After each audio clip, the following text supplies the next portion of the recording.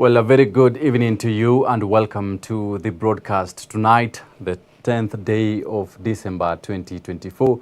I do hope you're well from wherever you are watching tonight's bulletin with me, Sammy Adika, and Boniface Mureithi as our sign language interpreter on the right bottom of your screens right there.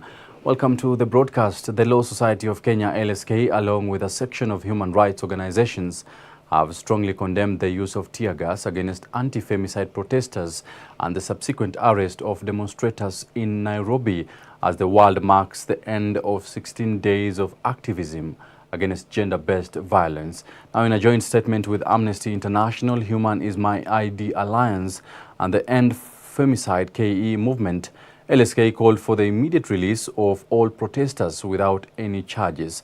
Now, the Society President Faith Odhiambo further demanded that the Inspector General of Police Douglas Kanja initiate an independent investigations into violence and unlawful arrests. Now, this is after police hurled tear gas canisters at protesters who came out to call for immediate action against gender-based violence and femicide cases witnessed in the recent past.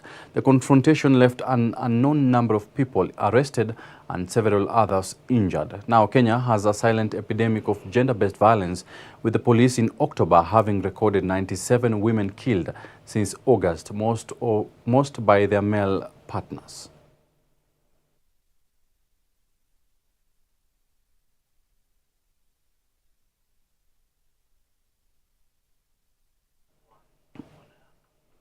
Well, still on matters gender-based violence and some of the initiatives being put forth now as the 16-day campaign against gender-based violence GBV comes to an end, Pan-Africa Christian University Park has ventured into ensuring that violence against women comes to an end.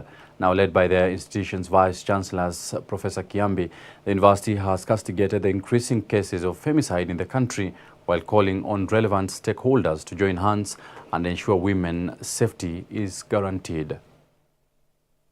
We are deeply concerned that cases of femicide in the country have increased in the recent past. We strongly condemn these barbaric crimes, which continue to endanger women's safety and dignity. Femicide is an affront to the sanctity of human life. As a Christian university, we believe that every individual is created in God's image and deserves dignity, respect, and protection. According to psychological research, femicide stems from complex factors such as unchecked aggressive behavior, gender-based prejudice, and cycles of violence that demand speedy and systemic intervention. To break these detrimental patterns, our psychology faculty emphasizes the need to develop emotional intelligence, offer early guidance on healthy relationships, and seek mental health support. As a university, our direction is to focus, like the way my predecessors just said, as they do the community work. We need to have data informing our community functions there. So we'll direct most of our researches in the coming years to go towards this direction so that we are informed and tackling this problem with data informing our direction. We have national and international students, and they get to interact with people from all over the world in their practicum sites. One of the ways in which we are encouraging them to do is to be able to pick any red flags as they counsel or as they interact with the clients, and then help or offer mental health support. That way they'll be able to help those that are affected and also those that are likely to be affected. And also we encourage our students to offer psycho-education wherever they are, whether in schools, whether in churches, whichever population that they interact with, they offer psychoeducation that is really enlightening on this area. Well, now moving to Wajir County, President William Ruto has told off leaders opposed to the nationwide livestock vaccination program against diseases planned for January next year. The president says the vaccination of the 22 million cattle and 50 million goats and sheep with locally produced vaccines will boost animal health and meet export potential. Now, speaking during the closing ceremony of the 4th Pastoralist Leadership Summit in Wajir County earlier in the day, President William Ruto urged leaders and residents from the arid and semi-arid regions to support the initiative, noting that Kenya's meat products are unable to access some global markets due to the prevalence of diseases, further noting that this has necessitated the national vaccination exercise. There is an evil spirit in Kenya that is resident in some leaders. They churn out falsehood. They oppose everything for the sake of opposing. I mean, foot and mouth disease, PPR, are diseases we have been fighting ever since I was born. It is nothing new. So anybody opposing vaccination to eliminate FMD and PPR is simply mad and unreasonable and possibly stupid. I mean, honestly, how else can you explain? You know? Or maybe they don't have cattle. Maybe they don't understand what this is all about. You know? So if you are used to planting things, you don't know about livestock, please, when we are having a conversation about livestock, shut up. At least for those of us who keep cattle.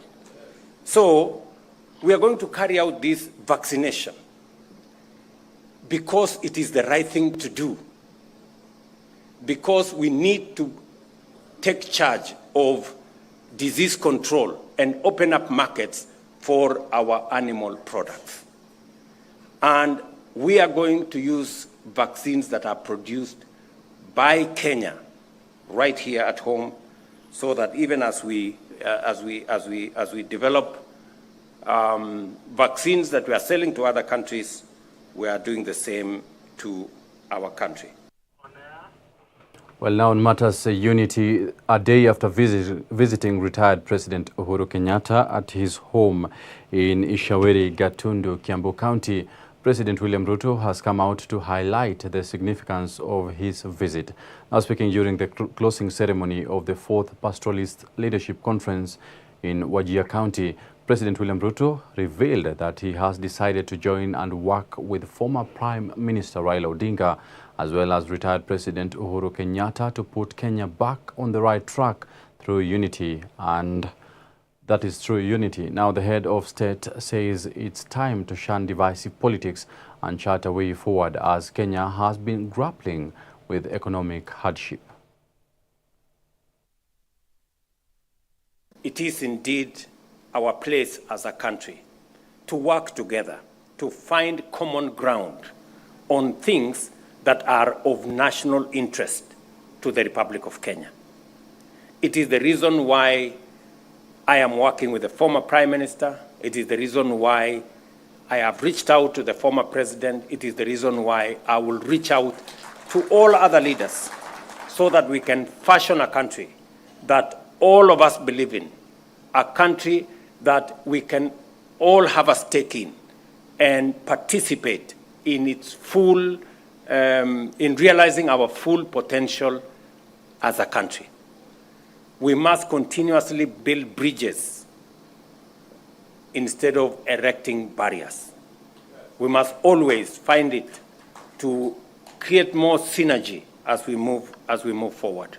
We are so proud of you. Yesterday you drove to our former president, a person you and myself worked with. You have reached out to former Prime Minister, and we encourage you to reach out to all leaders so that each and every leader, whether in the opposition, whether in government, we agree on one thing, on how Kenya can move forward. Now moving to Kisumu County, the Ethics and Anti-Corruption Commission, EACC, has recovered 3 parcels of land in the county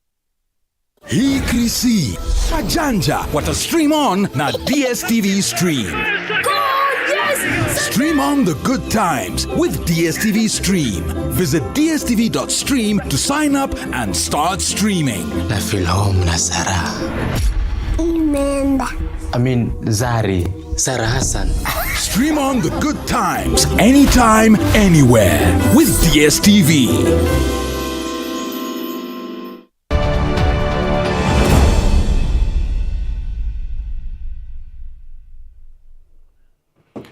Well, welcome back to the broadcast right here at Hope TV. Now, Machakos County Governor Wavinya Ndeti has called on health workers who have been on strike for 57 days to return to work. Speaking in Yatta Sub-County, Governor Ndeti criticized KMPDU chairperson Dr. Okumu for allegedly inciting the health workers to continue with the strike while he continues to receive his salary as he is on study leave. The governor has, however, assured the health workers within the county of her commitment to address their grievances. Now, this is even after she sent a warning to the striking doctors that her devolved unit will not pay their salaries if they fail to report to work. It gives me a great pleasure to join you in this auspicious occasion as we officially commission Katanki Health Center inpatient facility. This is a significant improvement to this facility that has been serving 1,427 clients per month. The ward we are commissioning today have a capacity of 12 male, that is 6 female and 6 male beds. And I'm being told the capacity can go to 10 beds. 10 each. So if you put 10, that is 20 each.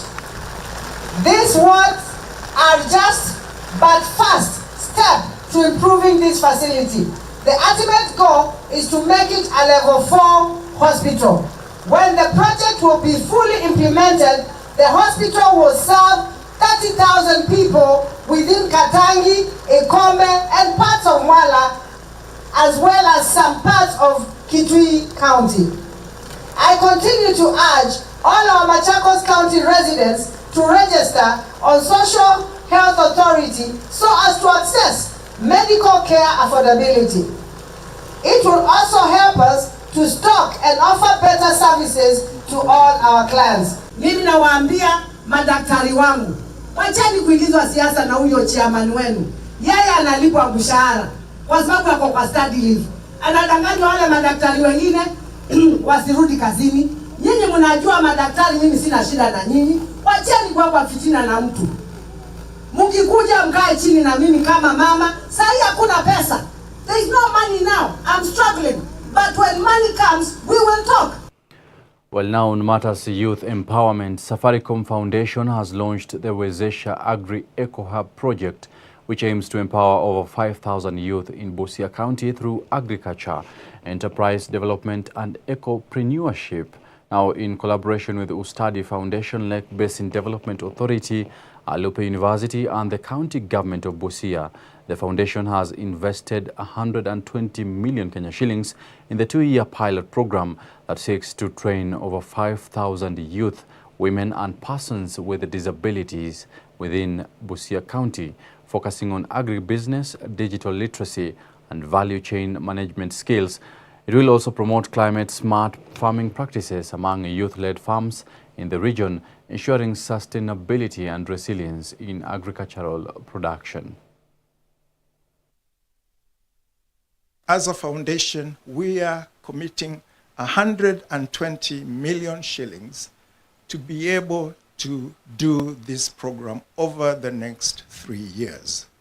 And what are the specific objectives of this program? Number one, we want that by March 2026, we shall facilitate the adoption of climate-smart agricultural practices among 2,500 youth-led farms. In this area, we're going to establish a demo farm. It's actually a smart demo farm. That's how we are calling it, an agri-eco hub. We're going to demonstrate agricultural technologies and of course also do a bit of some ecopreneurship in the same area. So it's a one-stop shop. And that's why we're saying it's a center of excellence, that when youth come here, they'll be able to learn as they do. Yeah? So we're going to demonstrate technologies that youth can easily, take on and also transfer the same to their respective areas. Now, elsewhere, Bolt has officially launched Bolt Market as a new grocery delivery service aimed at making everyday shopping more convenient.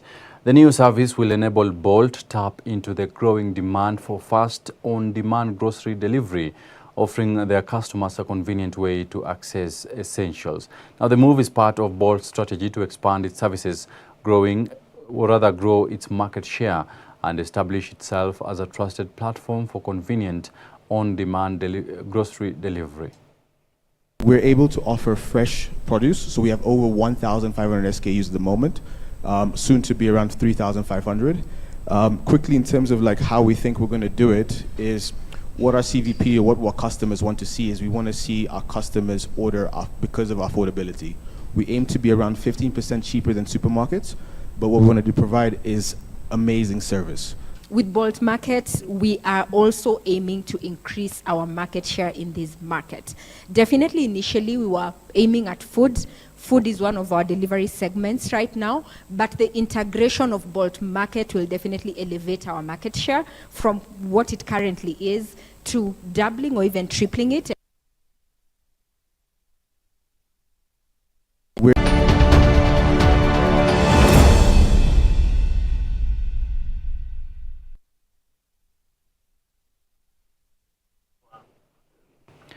Well, now on matters sports, within Uasin Gishu County, at least 100 teams have confirmed participation in the upcoming inaugural Kipchumba Karori Volleyball Tournament. The tournament, which will be held at the Eldoret National Polytechnic grounds, has attracted several top teams from the National Volleyball League. Now, former national volleyball team coach Paul Bitok says the tournament, which will be played from Friday, December 13th, 2024, will also be used to support and nurture talents, with sponsorship from President William Ruto's legal advisor, Kipchumba Karori. This tournament has really nurtured the talent in Uasin Gishu County and in Kenya in general. We have at the moment many professional players who have played outside Kenya through this kind of tournament. So in Uasin Gishu, it has been one of the best in the country when it comes to hosting of the tournament. And I would like to confirm today that this tournament is going to be historical, whereby we have now registered teams 170, being led by Mashinani, self-supporting teams, Mtaani teams who have really registered to show their talents, and these are the talents that we have never seen them. So we believe that we are going to nurture. We have also different categories like senior, where we have more than 30 teams who have registered to compete in the senior category. We have also universities and colleges, more than 15 teams who have registered. We have schools, 24 teams already which have registered. And our record previously was 88 teams, and now we are talking about 170. It's only to top talent and the young men and women to show their talent. And you see we have so many teams, international teams, national teams who are in the league. Players will be spotted during the tournament. That's the aim of this tournament, to tap talent na kusaidia vijana waingie katika kazi ya majeshi, prison, Kenya Pipeline, and so on. Our biggest drawback is that we still don't have enough indoor facilities for us to be able to host respectable continental and even world-class championships. We have only Kasarani. Kasarani actually so far is the only one that meets the requirement. Well, the report right there from Uasin Gishu County of Kipchumba Karori volleyball tournament marks the end of tonight's Newswatch. My name is Sammy Adika, and our sign language interpreter has been Boniface Murethi. Do have a wonderful night.